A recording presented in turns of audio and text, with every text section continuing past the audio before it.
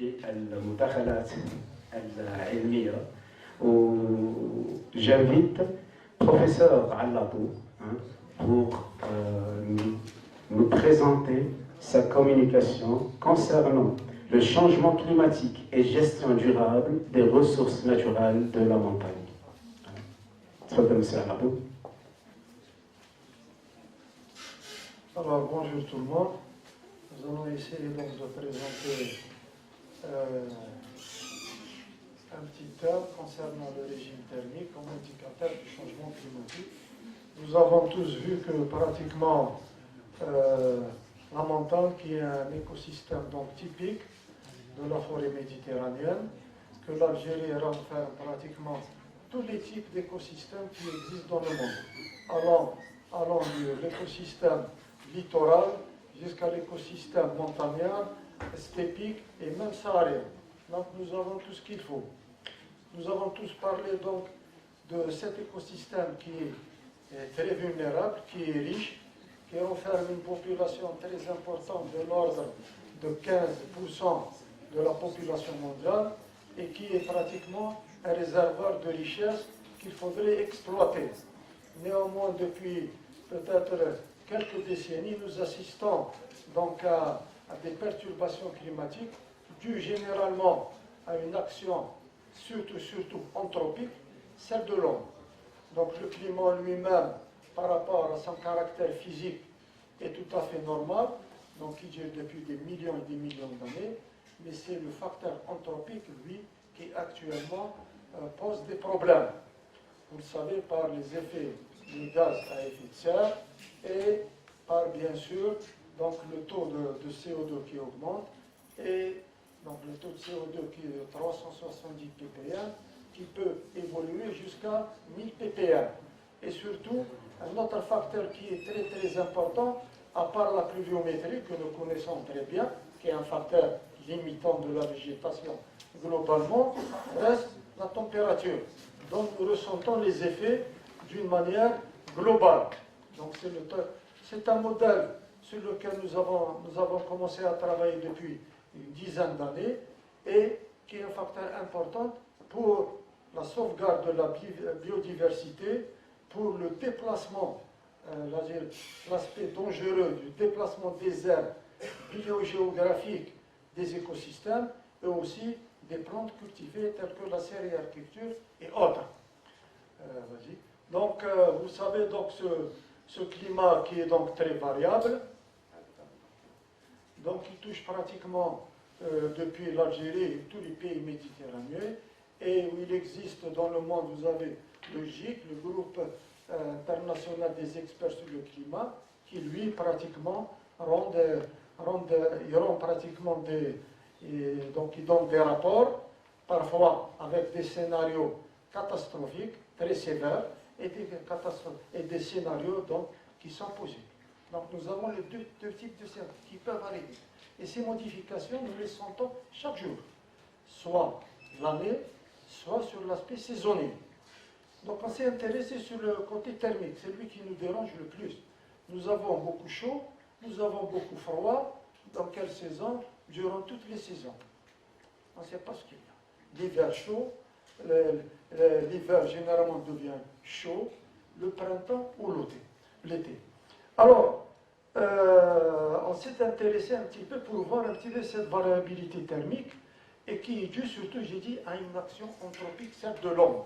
Donc, dans tous les pays, vous savez ce qui se passe. Donc, cette action anthropique est très, très dévastatrice. Alors, dans ce contexte, nous avons donc un petit peu un objectif d'étudier 3 stations. Nous avons donc 3 ou 4 stations, mais nous sommes basés sur 3 stations, donc Constantine, Digel et Biskra, en analysant les données donc, thermiques, les températures, pour traiter un petit peu, comparer les données thermiques, étudier leur variabilité journalière, saisonnière et annuelle. On va expliquer. Donc c'est un petit peu technique, mais on donnera l'essentiel, comment cette technique, qu'est-ce qu'elle peut nous donner. Alors la constante X, c'est une répartition donc, géographique, pour voir un petit peu par quelle villes, elles sont plus ou moins délimitées. Donc, vous avez ensuite la station de Jijel, donc il y a les zones côtières, qui est limitée donc par 3 ou 4 wilayas. Et enfin, la région donc, de Biskra. Pourquoi nous avons choisi cela? C'est un petit peu par rapport au climat, à l'étage bioclimatique. Donc, nous passons du système aride à un système humide et un système semi-aride. Donc, une différence de bioclimat. Alors, l'analyse des données climatiques, nous sommes intéressés donc aux températures. Températures donc mensuelles, saisonnières. Et nous avons déterminé ce qu'on appelle le régime thermique. On donnera les choses les plus essentielles. Tous les calculs, etc., bon, ça c'est technique, mais on donnera l'idée essentielle. Comment analyser les zones thermiques? Vous le savez bien, les étudiants, etc., ils connaissent un petit peu le régime pluviométrique, c'est-à-dire la quantité de pluie qui tombe durant l'année. Ça c'est annuel. Mais elle est répartie durant les 4 saisons. L'hiver, l'automne, le printemps et l'été. Donc le régime il est donné en fonction de la saison. Donc on dit, normalement, l'hiver, c'est le plus pluvieux. Mais par ces contradictions de dérèglement, on peut avoir soit le printemps, soit l'automne. Ça, c'est pour la pluie.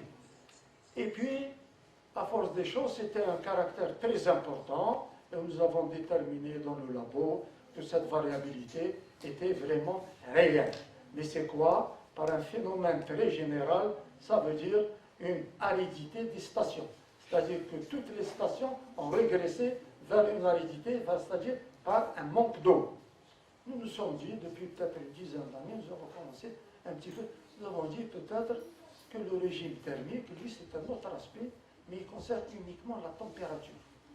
Vous savez que les températures sont données d'une manière, disons, soit horaire, soit trihoraire, soit journalière, soit hebdomadaire, mensuelle, etc. Nous nous sommes intéressés à des températures horaires et trihoraires.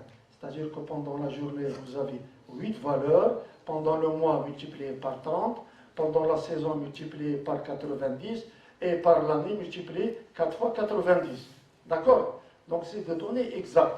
Nous sommes basés, comme pour la pluie, nous sommes basés sur l'indice de tendance manuelle au jour, c'est-à-dire, au lieu de prendre les quantités de pluie, nous on va prendre les quantités de température. Et on va essayer de raisonner. Et nous avons, quand le rapport est supérieur, c'est un réchauffement, et quand le rapport est inférieur, c'est un refroidissement. Le calcul du QD, du quotient pluviométrique, c'est le fameux Q2, 343P, grand M sur petit m. Celui-ci il est caractéristique pour donner les étages bioclimatiques qui, j'ai dit, je le redis, ils glissent vers donc une aridification, donc une baisse de la pluviométrie. Allez-y. Donc celui-ci, c'est rapide, donc on va donner les résultats. Alors c'est pris sur une durée de 29 ans. Bon, c'est tout à fait normal, peut-être 30, etc. Alors toutes ces valeurs ont été comparées avec les données de Selzer, donc du radar. Et il y a une modification. Ce qui est intéressant, c'est de calculer, c'est de voir la variation. Par quoi la variation est donnée? La variation est donnée pour la région de Constantine par l'irrégularité des pluies, 24%. La température maximale reste stable, vous avez une variation de 3%, mais c'est la température minimale qui varie. On a l'impression qu'on a trop chaud, mais finalement il fait plus froid. C'est ça la contradiction du changement climatique. Vas-y. Hein? Non. C'est bon. Alors, Constantine, donc vous avez donc les valeurs, les moyennes, étages bioclimatiques, semi-arides, froid. Alors, tous ces étages, ils sont anciens. C'est des valeurs anciennes, c'est des méthodes anciennes. Mais je crois maintenant, avec ces modifications, il faudrait un petit peu réfléchir sur la caractérisation des étages bioclimatiques, parce qu'on a encore un petit manque d'informations. Je crois qu'il faut un petit peu réfléchir sur cette notion d'étage et de sous-étage. Ça, c'est fait pour les générations à futur. Alors, pour DJ, vous voyez, c'est le même topo, donc la variation, elle est plus importante, toujours pluie, donc la diminution de la pluviométrie, elle est toujours là. Et c'est toujours le petit thème qui change, comme pour Constantine. On a l'impression que c'est le grand thème, c'est le petit thème. On chauffe, mais on se refroidit plus. Donc l'étage humide, doux, etc. Donc ça, c'est des caractéristiques très simples. La zone de Biskra, vous avez là, vous voyez les valeurs, ils changent. Hein. Alors vous avez pluviométrie 53%. C'est le facteur pluviométrique, lui, qui dérègle. Donc c'est l'aridité. Donc les pluies sont éphémères, etc. Et le petit thème, toujours 15%. Vous voyez, on a l'impression, mais c'est ça. D'accord. Donc, étage bioclimatique, saharien et verdou ou tempéré. Alors, ça c'est des tableaux, mais on va les résumer, voir l'essentiel sur le graphe de gauche. Donc, les années de 98 jusqu'à 2019, nous avons les saisons. On peut décortiquer tous les mois des saisons, mais c'est un peu plus long. L'essentiel, vous avez l'hiver, le printemps, l'été et l'automne, et vous avez le régime de type E-A-H-P. Le régime, c'est quoi? E, c'est l'été, A, c'est l'automne, P, c'est le printemps, et H, c'est l'hiver. Donc, le régime thermique, c'est la quantité, c'est une notion, donc indicative, des températures, c'est-à-dire horaires de chaque jour. C'est détaillé. 1 ou 3 heures maximum. Nous avons 9 valeurs journalières au minimum. Et on travaille sur ça. Le régime, ça veut dire de type EHP, ça veut dire que le régime, il fait plus chaud en été. C'est tout à fait logique, on ne peut pas le changer. Le E, il ne peut pas changer. La différence, l'hiver restera toujours plus ou moins en dernier, parce qu'il fait plus froid. Donc le grand E, l'été et l'hiver sont pratiquement les extrêmes. Il restera l'automne et le printemps. Et c'est là le problème. C'est là la modification du régime. Ça veut dire que le régime, c'est la quantité thermique observée, calculée durant les 4 saisons. Donc si on dit la plus grande valeur, donc vous voyez que le régime de Constantine sur 22 ou 25 ans reste le même, sauf pour l'année 2006, où nous avons donc ici donc un changement dans ce régime, c'est-à-dire que le printemps peut revenir à la place de l'automne, et vice-versa. Dans Constantine, nous avons un seul changement. Ça a été calculé pour les autres, sauf l'année, donc l'année, bon, il la donne ici, le régime de automne, donc hiver, printemps. Vous voyez donc dans ce cas-là, qu'est-ce qui s'est passé? C'est que l'hiver est devenu plus chaud que le printemps. Ça, c'est des données exactes. C'est ça le changement. Donc, ce changement, qu'est-ce qu'il fait? Il perturbe toute vie sur Terre, animale, végétale ou humaine. Nous le ressentons très bien. Vas-y. Alors, dans 99, c'est l'année la plus chaude, avec des répartitions. Voilà les quantités thermiques. Donc l'été, le printemps, l'automne et l'hiver. Donc l'hiver restera toujours avec une quantité inférieure. Donc la plus froide, c'est 2016. Donc ça, c'est des répartitions un petit peu quantitatives. La zone du Djidjel, la même chose. Pour le Djidjel, c'est le même régime, en général global, pour toutes les stations d'Algérie. Donc il reste le même. Pour le Djidjel, sur 22 ou 25 ans, il ne change pas. Il reste identique. Donc une répartition globale, 2008 plus chaude et 2000 plus froide. Donc ça, c'est des données globales. Biskra. Alors pour Biskra, le régime, bon, reste en global le même, l'été, l'automne, le printemps et l'hiver, mais nous avons 5 changements. 5 changements du régime pour les années que vous avez ici, 2009, 2000, etc. Donc vous avez 5 changements pour Biskra. Donc ça, c'est les régions arides et sèches. Nous avons une accentuation sur le régime thermique. Donc ça, la répartition globale, c'est toujours, elle respecte la norme, toujours l'été, le printemps, l'automne et l'hiver. Donc ça, c'est schématique, c'est standard en quelque sorte. Donc vous avez un cumul thermique, on a voulu quand même voir à peu près la quantité thermique. Le plus chaud, c'est 18 000 degrés. Le plus froid, c'est 5 000 degrés. C'est pratiquement 3,5. Pour les autres, ils sont intermédiaires entre l'automne et le printemps. 12 000 à 14 000, c'est là où nous avons ces modifications et des variations. Donc ça, c'est une quantification thermique. Oui. Gijel, alors la même chose, 18 000.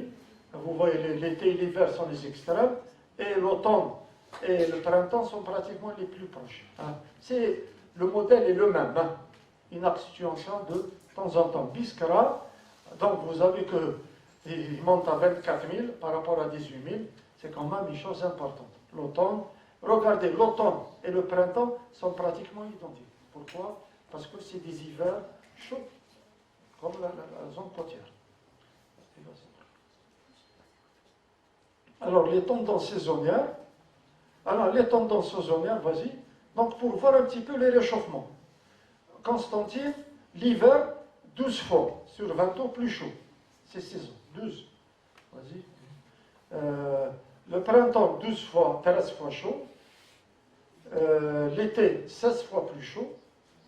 Et donc annuel, 12 sur 22. Donc 12 réchauffements.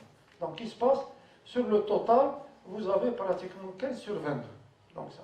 Donc, on va le donner. Ça, c'est les tendances au réchauffement, au refroidissement.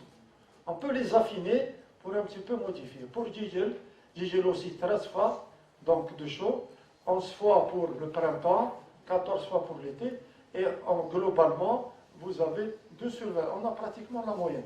Autant de réchauffement que de refroidissement. Alors, pour Biskra, c'est la même chose.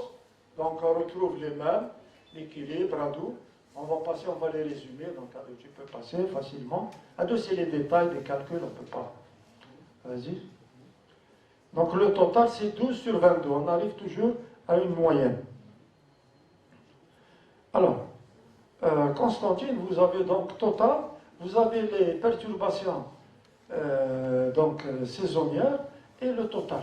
Vous avez au total 32 refroidissements et 56 réchauffements durant les 25 ans. Donc vous avez des phénomènes de perturbation extrême. Identique. Alors pour Gijel, vous avez ex aequo, la moitié, 44-44. Et pour Biskra, vous avez identique, la même chose. Donc des variations de même nature.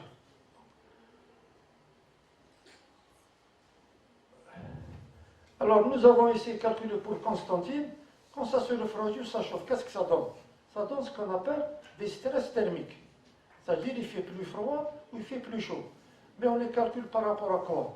On les estime par rapport à la température minimale du mois le plus chaud, le mois le plus froid, et la température maximale du mois le plus chaud. Soit l'été, le petit M et le grand M. Dès que la température descend, ça veut dire qu'il y a un stress, une perturbation thermique. C'est ça. On peut calculer par la durée et l'intensité. On peut calculer les durées heure par heure. Donc, Constantine, nous avons déterminé 601 stress de chaud et 628 stress de froid sur 22 ans. Et répartis entre le nombre d'heures. Le froid, 493 heures et le chaud, 280. C'est calculé à l'heure. Ça, c'est... Donc, les années sont caractéristiques pour ça. Bon, ça peut passer. On va randonner, donc on va comparer très brièvement. Donc vous avez ici les trois zones étudiées, les cumuls thermiques, les régimes. Le régime globalement est le même, vous voyez. Mais les variations, 5 fois pour Biskra, rien pour Gijel, une fois pour Constantine. Voilà. Donc Biskra c'est le plus élevé, Constantine intermédiaire et Gijel intermédiaire et Constantine le moins élevé, le plus frais. Vas-y. Alors, les étages bioclimatiques, semi-aride Constantine, variation 24%, Gijel, variation 20%, et Biskra, 55%. Donc, vous voyez un petit peu ces perturbations qui sont très importantes. En globalement, 6% de variation thermique à Constantine, 4% à Gijel et 55% à Biskra. Alors, la variabilité, donc pour les 3 stations, vous avez quand même que finalement, vous avez, chaque année, vous avez des variations et des changements saisonniers. Et ce sont ces changements saisonniers qui perturbent pratiquement toute la végétation et toute la vie sur Terre, y compris les humains. Nous le ressentons très bien. Et bien voilà une dernière photo donc, de Djebel Chilia en décembre 2021. Juste au fond, vous avez un petit peu avec les chalets de Chilia. Inch'Allah, les étudiants vont partir là-bas. Et vous voyez les reliques de cèdre en haute montagne, où vous allez retrouver une espèce endémique très intéressante de Juniperus turifera. En conclusion, très brièvement, parce que c'est technique, l'aspect thermique qui nous donne ces changements qui sont importants pour la régulation physiologique des êtres vivants en général. C'est très, très, très important. Je vous remercie pour cette modeste intervention.